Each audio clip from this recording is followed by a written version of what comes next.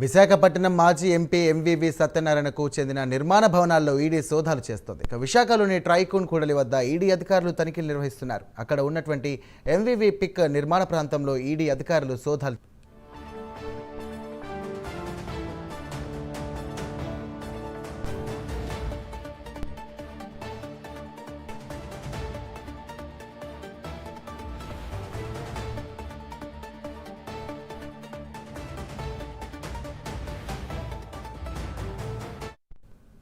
ఇక విశాఖ మాజీ MP MVV Satyanarayana నిర్మాణకు సంబంధించినటువంటి దానికి సంబంధించినటువంటి ఈడీ సోదాలు చేస్తుంది. అలాగే నిర్మాణ ప్రాంతాల్లో కూడా వెళ్ళి సోదాలు చేస్తుంది. దీనికి సంబంధించినటువంటి మరిన్ని డీటెయిల్స్ మా కరెస్పాండెంట్ చంద్రశేఖర్ అందిస్తారు. చంద్రశేఖర్.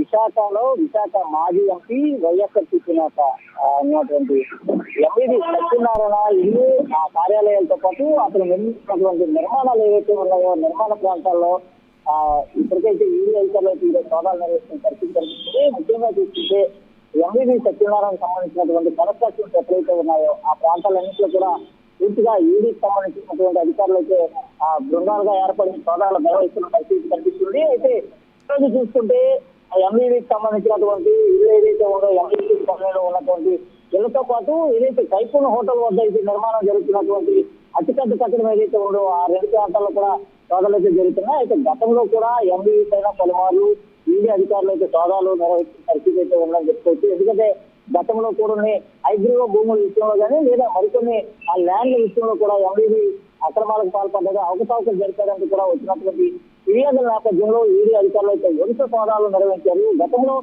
నిర్వహించినటువంటి సోదాల్లో ఎంవివి సత్యనారాయణతో పాటు అతనికి సంబంధించినటువంటి ఆడిటర్ ఆ జీవితో పాటు గడ్డి బ్రహ్మాజీ ఇళ్లపైన కూడా గతంలో అయితే సోదాలు నిర్వహించారు. ఆ సమయంలో అయితే పెద్ద మొత్తంలో కూడా పలు కీలకమైనటువంటి డాక్యుమెంట్లు అన్నింటినీ కూడా స్వాధీనం చేసుకునే పరిస్థితి కనిపిస్తుంది. అలాగే గతంలో ఏదైతే సోదాలు జరిగాయో ఆ సోదాల సమయంలో ఏదైతే ఆ స్టాంప్ పేపర్ కి సంబంధించినటువంటి ఆ మిషనరీస్ ఏవైతే ఉంటాయో ఆ ప్రింటింగ్ మిషనరీని కూడా సోదాలు పరిస్థితి అయితే కనిపించిందని చెప్పేసి ఈ నేపథ్యంలో ఈ రోజు కూడా ఎంవివికి సంబంధించినటువంటి ఏదైతే నిర్మాణాలు జరుగుతున్నాయో నిర్మాణాలపైన పెద్ద ఎత్తున కూడా ఫిర్యాదులు అందడంతో ఆ ప్రాంతంలో ఈడీ అధికారులు అయితే సోదాలు నిర్వహించారు. పూర్తిగా ఎంవివికి సంబంధించినటువంటి ఇల్లు కార్యాలయాలతో పాటు ప్రస్తుతం కొనసాగుతున్నటువంటి పలు కట్టడాలపైన కూడా వరుసగా దాడులు అయితే కొనసాగుతున్నాయని చెప్పుకోవచ్చు. అయితే ఉదయం 11 గంటల ప్రాంతం నుంచి ప్రారంభమైనటువంటి దాడులు ఇప్పటికైతే కొనసాగుతూనే ఉన్నాయి. అయితే లోపలికి ఎవరిని కూడా అనుమతించే అవకాశం కూడా లేనట్లుగా కనిపిస్తుంది. ముఖ్యంగా చూసుకుంటే ఎంవివికి సంబంధించినటువంటి